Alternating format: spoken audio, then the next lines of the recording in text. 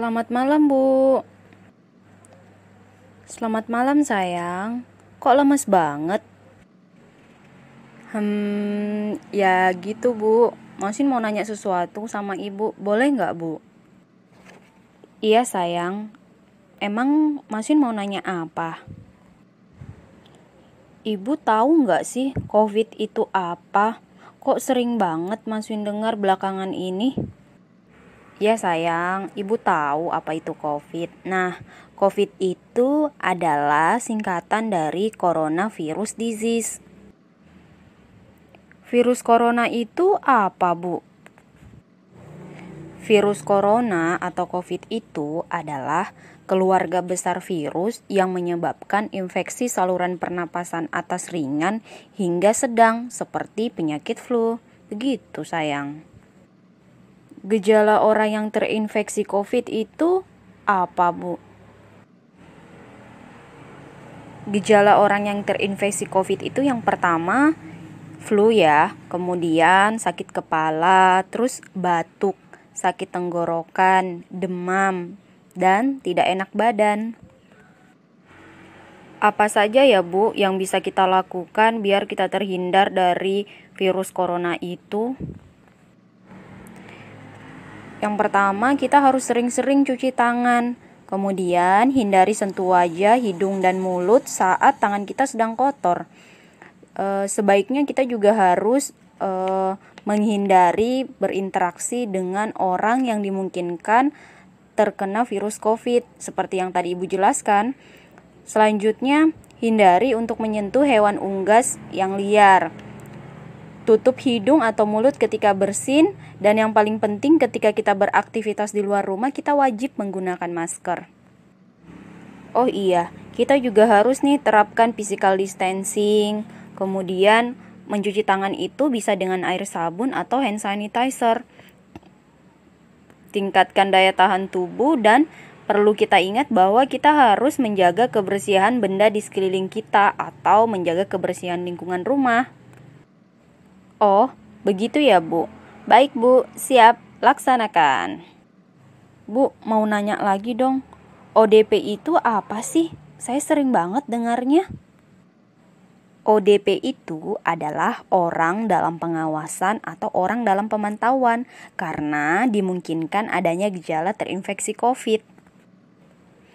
Bu, di rumah sakit itu kan ada pasien COVID dirawat. Terus gimana dong kalau ada orang yang sakit biasa? Apakah mereka tetap aman berada di rumah sakit? Karena kan dimungkinkan akan tertular COVID, Bu. Jelas beda, sayang. Penanganan pasien COVID itu sama pasien yang non-COVID itu berbeda. Bahkan pasien COVID itu punya gedung sendiri dalam perawatannya. Kemudian dokter bahkan perawat yang merawat pasien COVID itu berbeda dengan pasien-pasien yang lain. Oke, sip, Bu. Sekarang Masun jadi tahu banyak deh tentang COVID.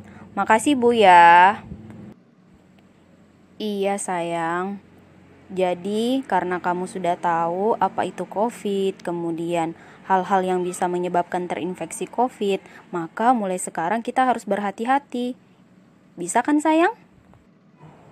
Oke, siap, Bu.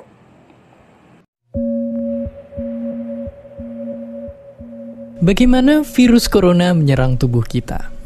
Mungkin itu jadi pertanyaan kita semua. Kita udah tahu gimana virus corona udah menginfeksi 1 juta orang di seluruh dunia sampai saat ini. Tapi yang mungkin belum banyak kita tahu, sebenarnya gimana sih virus ini nyerang tubuh kita? Mengapa infeksi virus ini bisa mematikan? Semua dimulai dari sini. Ketika virus corona masuk ke tubuh kita lewat percikan batuk atau bersin orang yang positif, baik secara langsung atau waktu kita nyentuh benda yang udah terkena percikannya dan gak cuci tangan setelahnya. Kalau udah gitu, si virus masuk lewat saluran pernapasan dan bergerak terus menuju sasaran utamanya, paru-paru. Disinilah virus yang punya 3 bagian utama ini mulai bekerja. Pertama-tama, paku protein corona ini akan nempel di paru-paru dan organ-organ lain yang selnya kaya akan protein ini, protein ACE2. Kalau tubuh kita ibarat rumah dan virus corona itu perampok, ACE2 itu ibarat gagang pintu rumah kita. Begitu udah nempel, perlahan tapi pasti virus ini akan ngedorong masuk ke dalam sel kita. Dan begitu berhasil masuk, barulah aksi sebenarnya dimulai. Di fase ini, tubuh virus corona akan membuka dan sang hacker pun terbebas. Dia akan ngehack inti sel sehat untuk nipu sistem imun tubuh kita biar nggak nyerang virusnya. Dan sekaligus ngebuat inti sel jadi memproduksi cikal bakal virus corona baru. Sel yang udah terinfeksi dan dihack ini selanjutnya akan terprogram untuk bunuh diri dan melepaskan jutaan virus corona yang siap nginfeksi dan ngehack sel-sel sehat lainnya. Ya, awalnya mungkin kita cuma kemasukan virus corona yang jumlahnya dikit, tapi dalam hitungan hari aja udah akan ada jutaan sampai miliaran virus corona baru, bikin paru-paru kita dipenuhi oleh mereka. Tapi ternyata, mimpi buruknya ada setelah ini. Ya, ketika virusnya udah menuhin paru-paru kita, sistem imun kita bakalan ngerespon ibarat polisi dan tentara yang meluncur ke tempat kejadian perkara. Tapi inilah yang bikin ngeri. Di sini, virus corona jadi penipu ulung yang bisa ngakalin sistem imun kita. Mereka bikin sistem imun nyerang membabi buta, termasuk nyerang sel-sel sehat kita.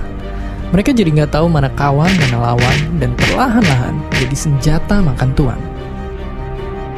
Buat sebagian besar kasus, kejadian ini emang nggak berlangsung lama.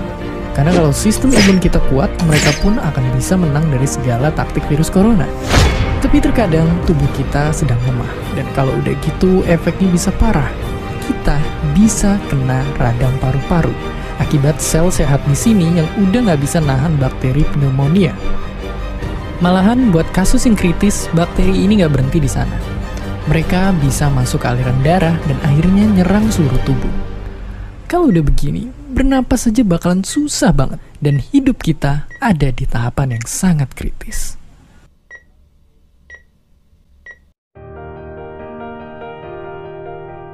Ya, mungkin dengan fakta-fakta barusan bikin kita takut dan khawatir. Tapi ingat, kita pun punya cara buat memperkuat daya tahan tubuh kita. Makan makanan bergizi. Ya, bukan lagi sekedar 4 sehat 5 sempurna, tapi ikutilah pedoman gizi seimbang yang bisa ningkatin imun tubuh kita. Virus corona bisa parah kalau kita emang sakit, tapi kalau tubuh kita sehat, kita punya harapan untuk bertahan. Dan seperti biasa, terima kasih. Terima kasih udah nonton Kok Bisa. Punya pertanyaan lagi? Tulis aja di kolom komentar di bawah. Keep asking and stay curious.